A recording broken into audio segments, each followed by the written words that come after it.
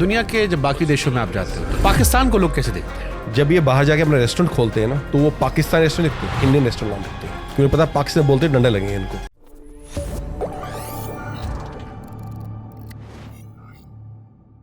दुनिया के जब बाकी देशों में आप जाते हो, तकरीबन 100 देशों में आप गए, घूमे, लाइफ देखी, पाकिस्तान को लोग कैसे देखते हैं?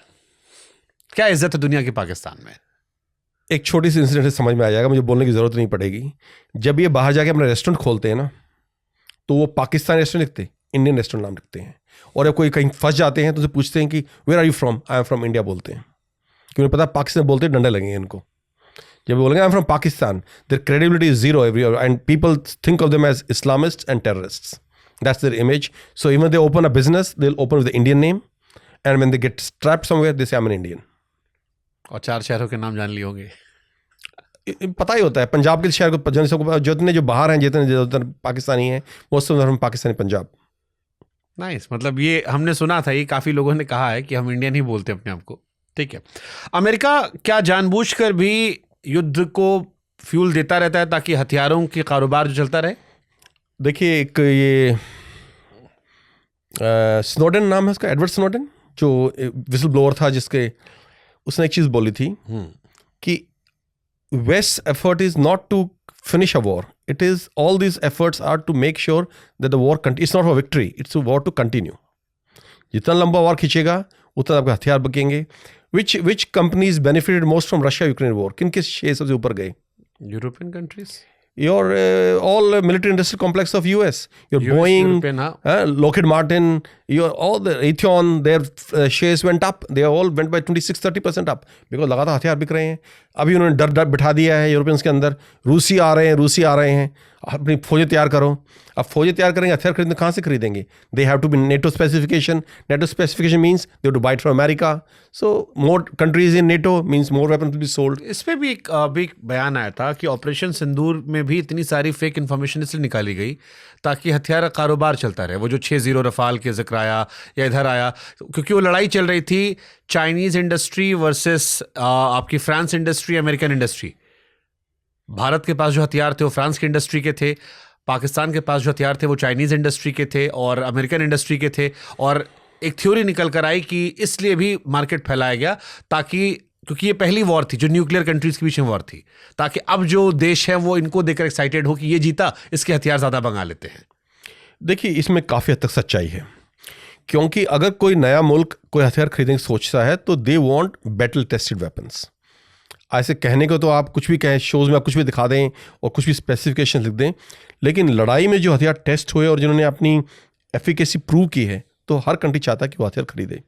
तो इसमें जो थियरी आप बोल रहे हैं, ये कहीं ना कहीं मैं भी इसको सच मानता हूँ कि जो भी इसका आउटकम आया है, तो जो हथियार में सक्सेसफुल हुए हैं उन रेस्पेक्टिव कंट्रीज़ ने उनको बहुत मार्केटिंग की है कि look how we have succeeded in this. और हमने देखा उसके बाद जो चाइनीज़ एयरक्राफ्ट्स हैं उनकी सेल बढ़ी है। In fact Pakistani aircraft, which is in collaboration, they produce certain aircraft with China, which now Azerbaijan has ordered, and I think few other countries have ordered those aircraft. तो S-400 की demand बहुत बढ़ गई because it was very successful. हमारी आकाश missile काफ़ी successful हुई हैं, उनकी डिमांड बढ़ी है।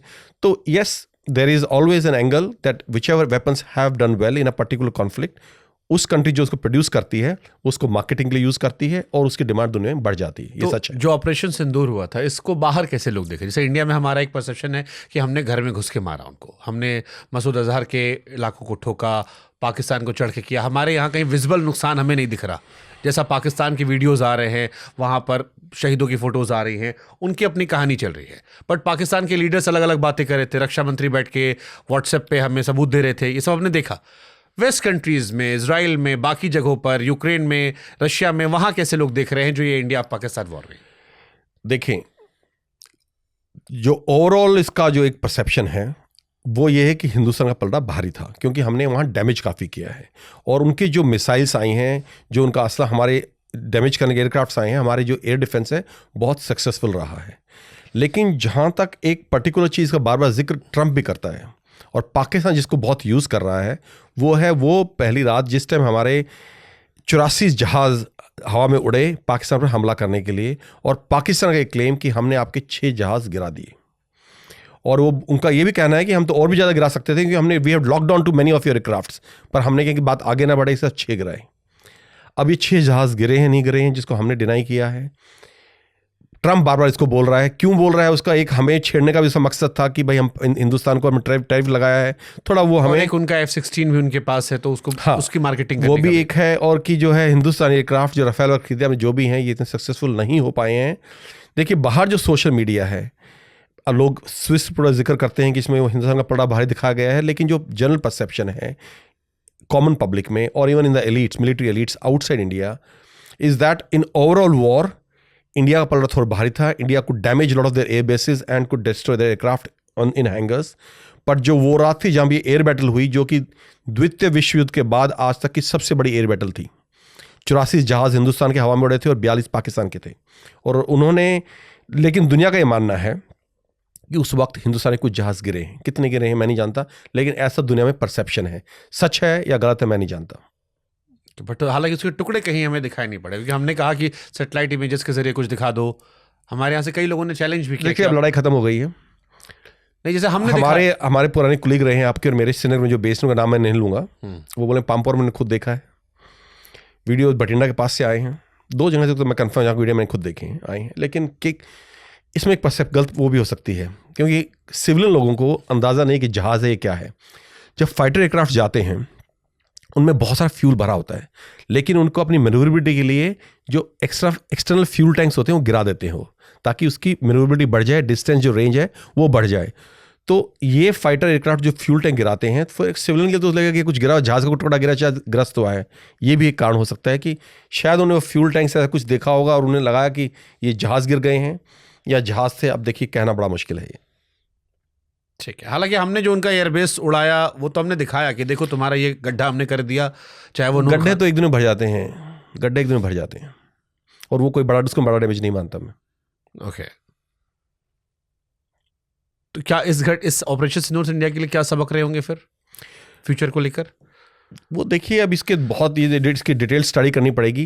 एक चीज़ जो बोल रहे हैं कि इंटीग्रेशन की बहुत ज़रूरत है, everything was integrated, all the air defence, all the radars from navy to artillery to aviation to air force, everything was integrated, which I think were integrated on our side as well. Probably we need better integration of this. Technology उनके पास है। Chinese.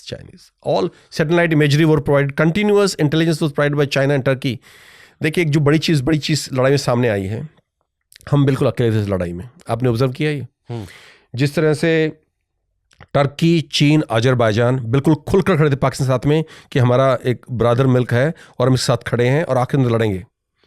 हमारे साथ कोई खड़ा था ऐसे? नहीं, एक भी मुल्क नहीं था। और हम जयशंकर जी की आंखों में वो हम दिखा देते हैं, लेज़र जा रही हैं और पता नहीं उन्हें कहाँ कहाँ झंडे गाड़ दिए। बहुत अच्छा काम किया है, मानता हूँ। लेकिन जब पुश केम टू शव, जब असली ज़रूरत पड़ी, जहाँ क्रिटिकल मोमेंट थे हमारे लिए, हमारे साथ कौन खड़ा था? कोई भी नहीं।